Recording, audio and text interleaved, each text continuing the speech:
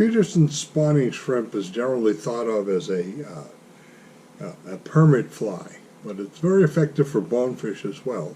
It's a little bit ornate. There's a lot to it compared to simpler things like gutches and that sort of stuff. It starts with pink thread, and strong is very important.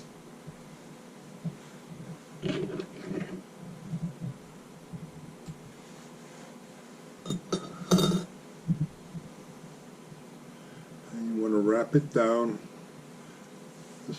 slightly around the bend, and then come back, form a little base for your eyes.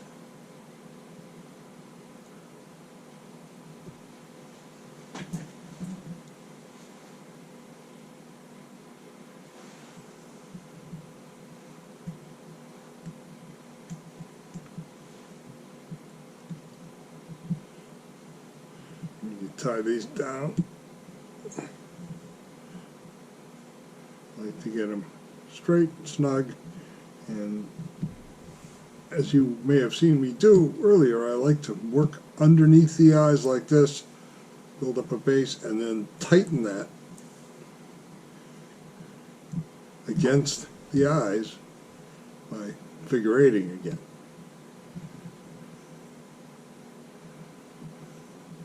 Now, this is a Peterson spawning shrimp is supposed to be an imitation of a spawning shrimp, and the egg mass is orange. So we're going to create that with just a little brushy tail.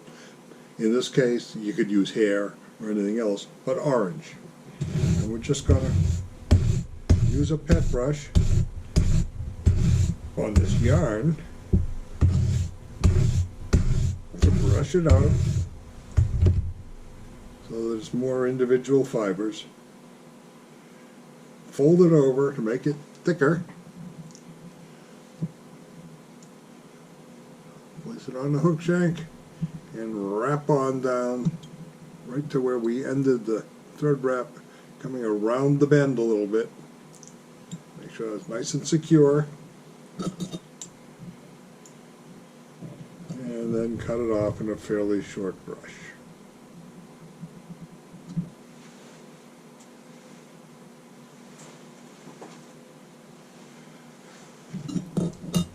This will represent the eggs of the shrimp. Yeah. The pattern calls for white antron or some other shiny hair. Craft fur works just fine. And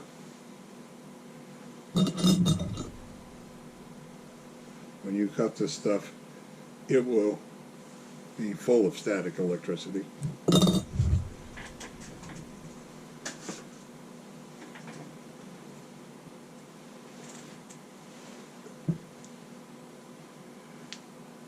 Pull all the small fibers, short stuff out. A little moisture on both ends. Get rid of as much flyaway stuff as you possibly can. And you don't want the skinny little tip like that. You just want to trim it to shape. Something you can do with craft fur because there's no taper to it. It's just straight fiber. So it doesn't affect it at all. We're going to start tying this in a little bit behind the eyes. Leave ourselves a little space. We want the tips to be about twice as long as the hook. So we're going to place them like that. Take a wrap around like that, and then come right back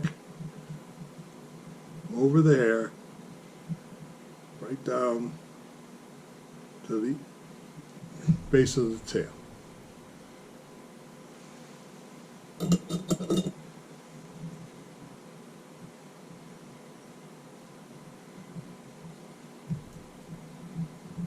laying the scissors flat so that you create a bit of taper in the hair towards the front. Cut off the excess. Get rid of as much of the little flyaway bits as you can. And then wrap back over it, bind it down.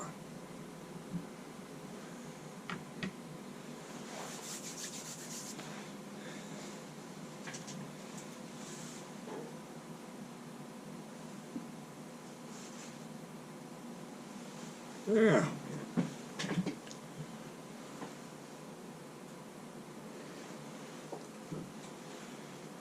Somewhere here. Aha.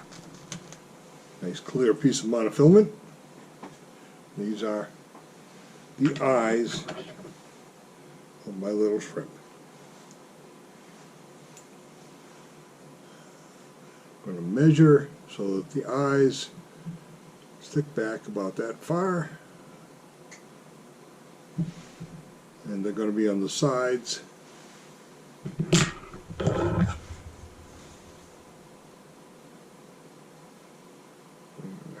Cut one.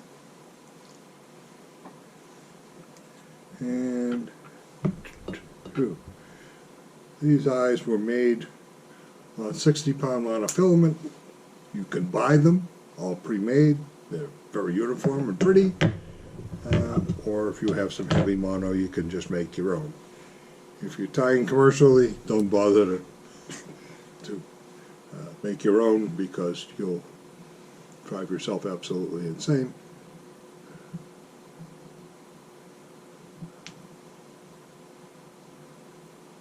I'm going to tie that in on the side.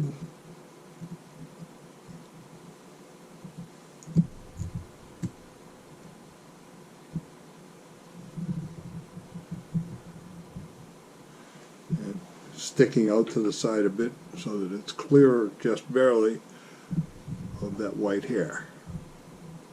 Place this one so that it's as close to opposite as we can, and do the same.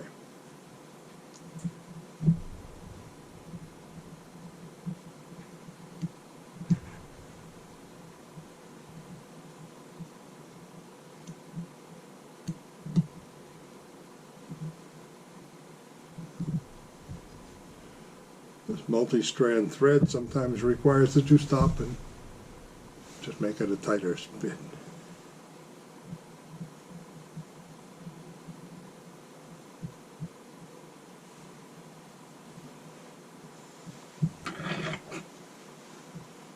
There are certainly a lot of steps to this.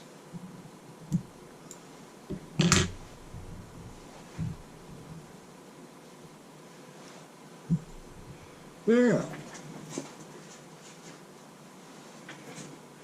The traditional tie would use tan rubber legs, or they could be feelers. They just move. We'll use the lefty cray approach. If it ain't chartreuse, it ain't no use. And these even have a little bit of metal flaky kind of finish in them. I don't know how the permit will feel about these. If you see them flee in panic, you probably should have used tan. But we're going to take these and tie them in, starting back next to the eyes. Since they're exactly the same length, we're going to tie one on each side.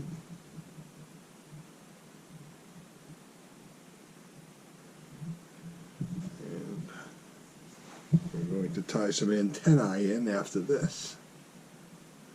The order that you tie these things in is not terribly important as long as you get them all in there.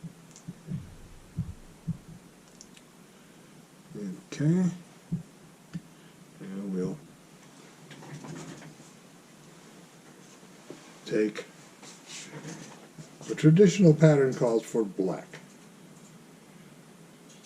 I'm using purple. Purple is actually more visible underwater at greater depth than black would be. You want these to end up being about an inch longer than the white hair that you put in.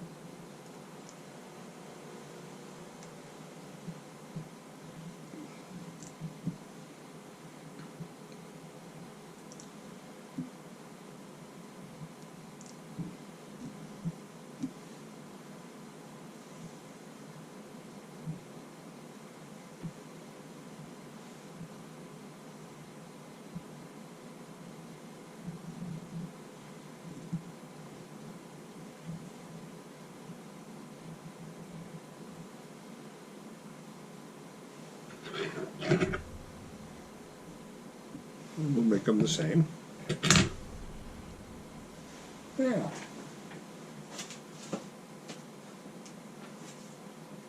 The next step is some flat braid.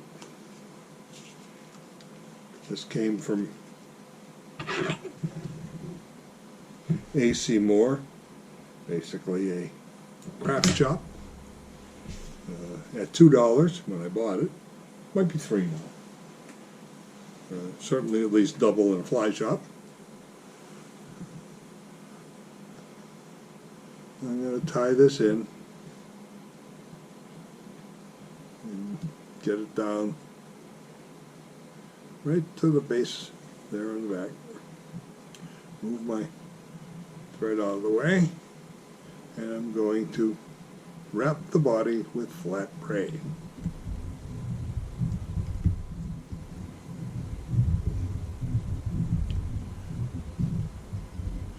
When I get up next to the eyes, I'm going to tie it off, and I'm going to leave it right up on top. I'm not going to leave it this long. Cut some of that off. And I'll leave it sticking right straight up.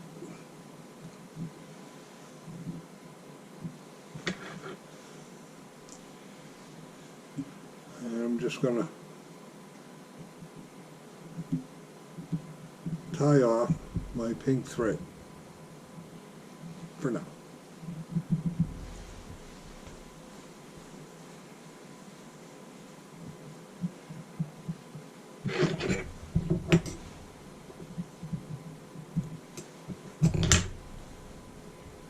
And I'm going to turn the vise over, or if you don't have that kind of vise, you take your hook out and turn your hook over. And I'm going to come forward about a third of the way, and I'm going to wrap monofilament thread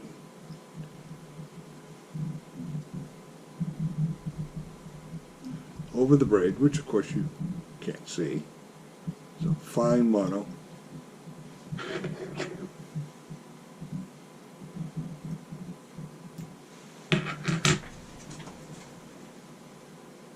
Going to, on the what will become the top side of this fly, we're going to add some rabbit fur in little bits. I'm going to take a bit of rabbit, cut it free of the skin,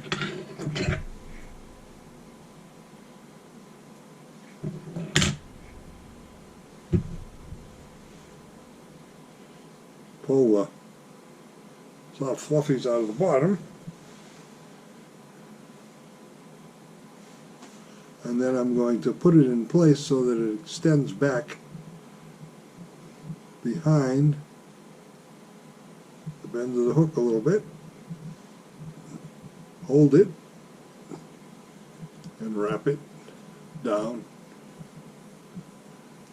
wrapping the butt ends on the bottom of the braid, or actually the top of the braid. And then I come forward to a point about halfway on the shank of the hook, and I'm going to do it again.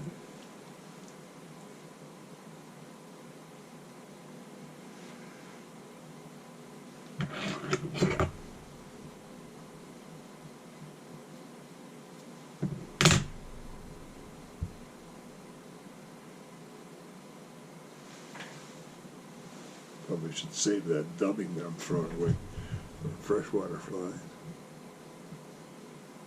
This is a little longer than I need it to be. I'm going to cut off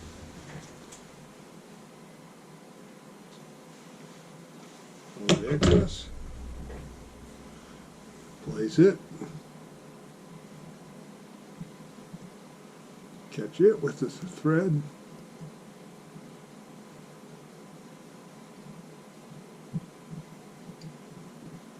And wrap that down. You notice that you can't see any trace of the rabbit when you turn the fly over because it's clear, so it vanishes. Well, we have legs coming up about halfway. Now if we move the thread in front of the eye, we can do this yet again. And we'll pay attention to making it a little longer this time, because we want it to reach back and cover that bare spot.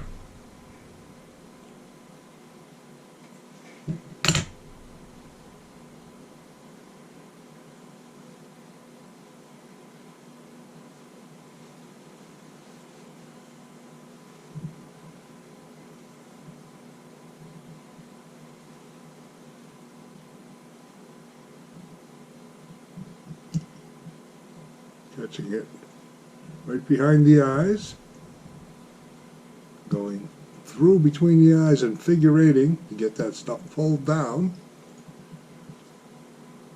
Get those fuzzies under control.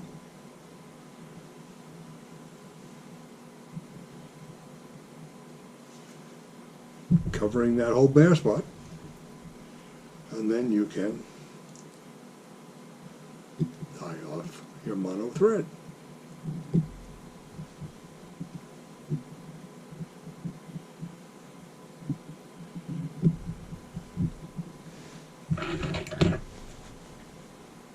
Oops.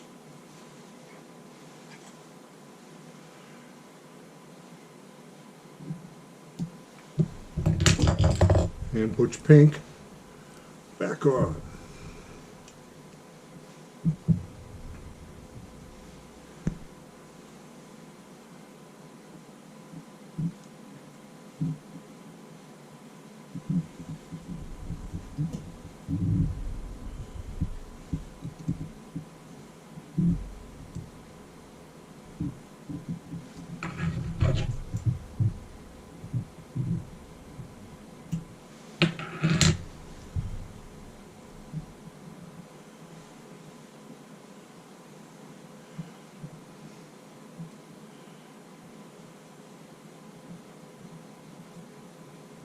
Figure right through, covering up that hair.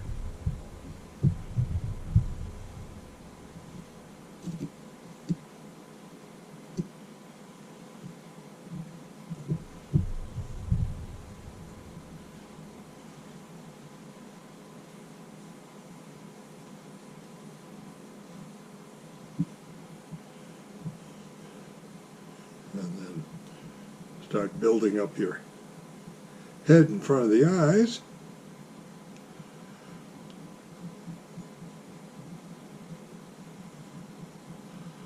And when you get it up fairly close to the taper that you want as a finish, pull the braid right up over between the eyes and tie it down.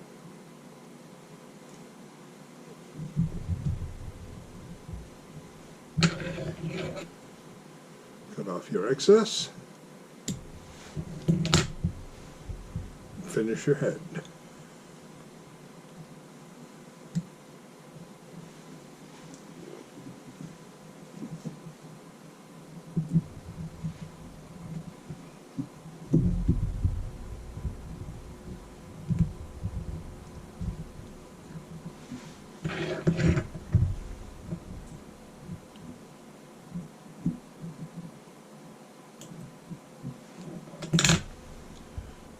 Take a little head cement.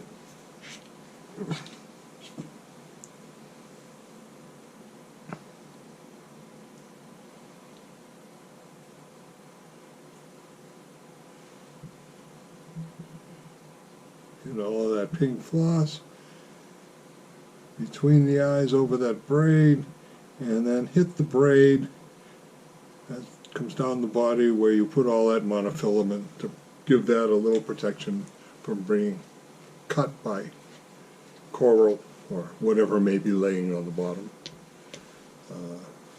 You'll find this is very tempting to bonefish, permit, and I'm going to throw some in front of us.